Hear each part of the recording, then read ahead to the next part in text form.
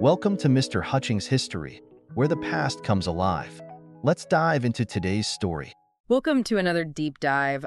This time we're going back to the 1950s, going to explore the realities of Jim Crow laws. Okay.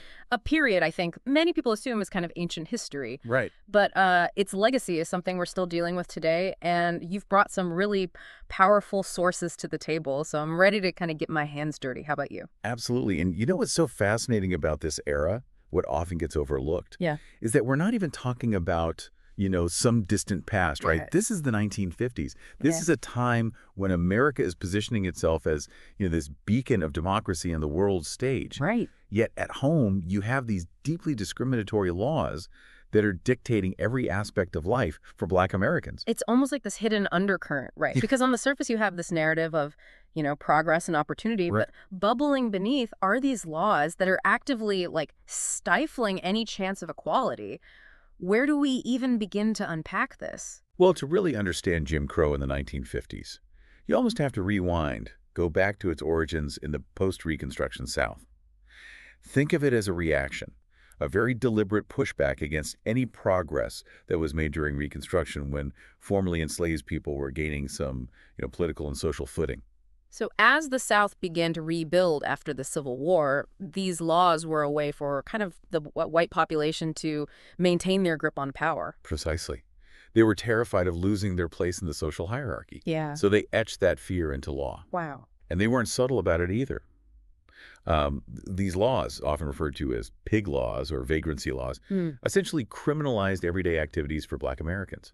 Imagine being arrested for not having proof of employment or simply, looking for work in the wrong place. Wow. It created a system where even the most mundane aspects of life could land Black Americans in trouble with the law. It's unsettling how these laws worm their way into every nook and cranny of life, right? It wasn't just a matter of like, oh, here's a separate water fountain. It was separate schools, separate hospitals, even separate cemeteries. Absolutely. It's almost unfathomable. So how do they justify this level of segregation, legally? Well, that's where the infamous, separate but equal doctrine comes into play. Right. And to understand how that took root, we need to look at the pivotal 1896 Plessy v. Ferguson case. Okay. Now, this case is a real turning point and a perfect illustration of how legal loopholes can be used to justify discrimination. So set the scene for us. What led up to this landmark case? So we're talking Louisiana, 1892. Homer Plessy, a man of mixed race, deliberately boarded a whites-only train car. Now, this wasn't some random act. Right. Plessy was part of a very carefully planned challenge to Louisiana's segregation laws. Wow. They wanted to test the boundaries of the 14th Amendment, which granted equal protection under the law. So they take this case all the way to the Supreme Court, hoping to, I assume, strike down segregation on the basis of the 14th Amendment. What happened? Well, in a devastating blow to the fight for equality, the court ruled against Plessy. Oh. They argued that segregation was permissible, even under the 14th Amendment, as long as the facilities provided for Black and white citizens were separate but equal. I've always kind of wondered about that phrase, separate but equal. On the surface, it sounds, well, reasonable, but we know that wasn't the reality at all, was it? Exactly. The reality on the ground was that these separate facilities were anything but equal. This ruling tragically became a loophole that allowed states to justify blatant discrimination under this guise of separation. So how did this separate but equal doctrine actually play out? I mean, what did it look like in the everyday lives of Black Americans in the 1950s? Think about the most basic right, education. You've probably heard about the stark differences between schools for Black students and those for white students, but the numbers really paint an appalling picture. All right, and there were some statistics in these sources that really jumped out at me. Right.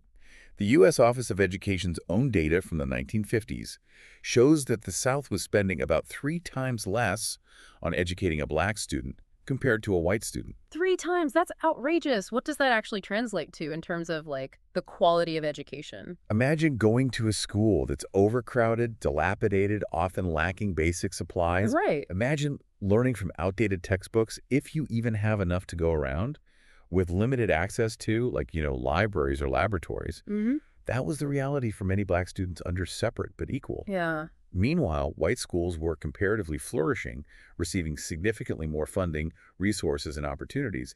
And it wasn't just about, crumbling buildings and outdated textbooks.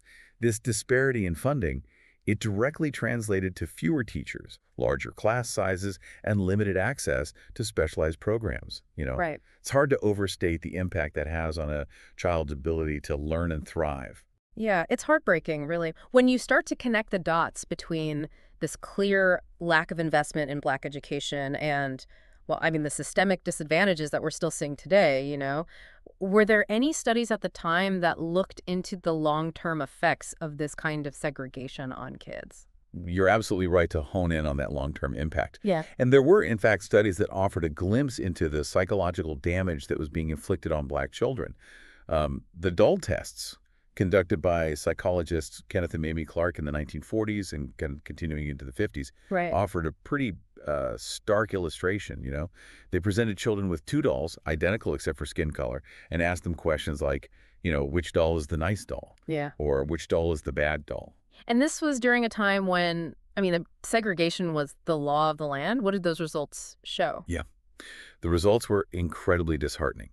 A majority of the Black children, even as young as 3 years old, assigned positive attributes to the white doll and negative attributes to the Black doll. It was a very stark illustration of how segregation was shaping their sense of self-worth, internalizing this message of inferiority solely based on the color of their skin. Yeah.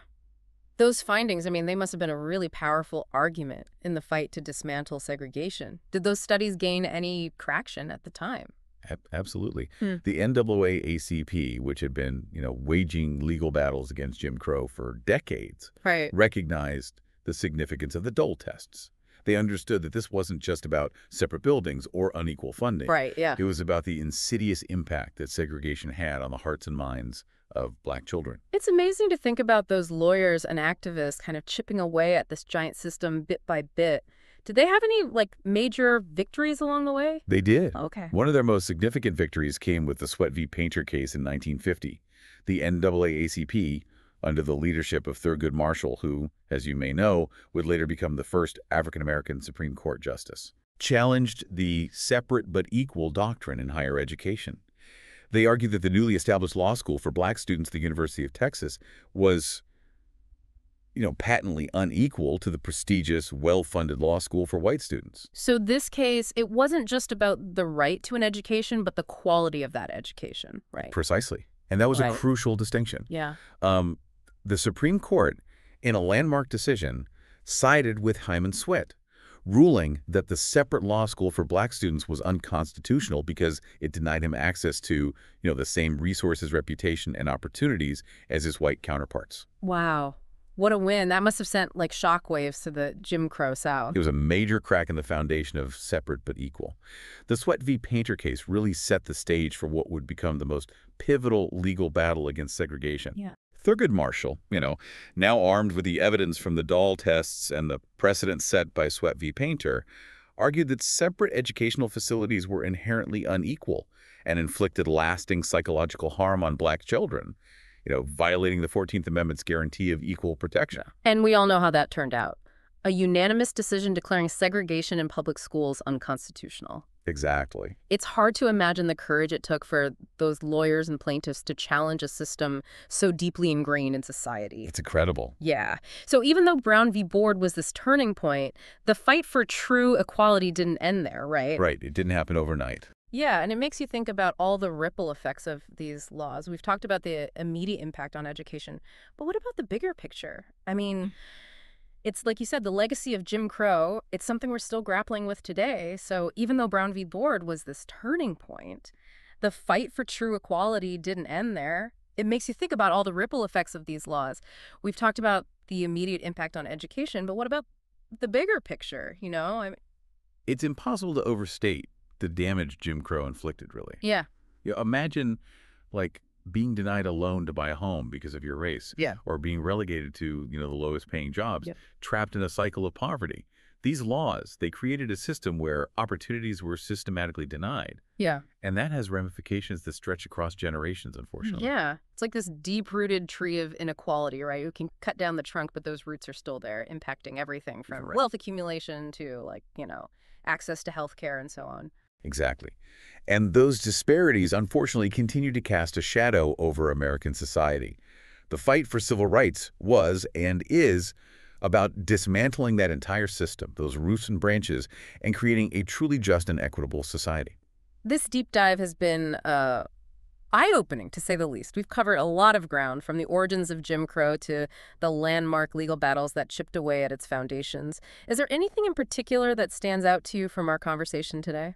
You know, what really strikes me is just the resilience of those who fought for equality in the face of such overwhelming adversity. I mean, the lawyers who tirelessly challenged these laws in court, the activists who risked their lives to demand justice, the everyday people who stood up and said enough is enough, you know.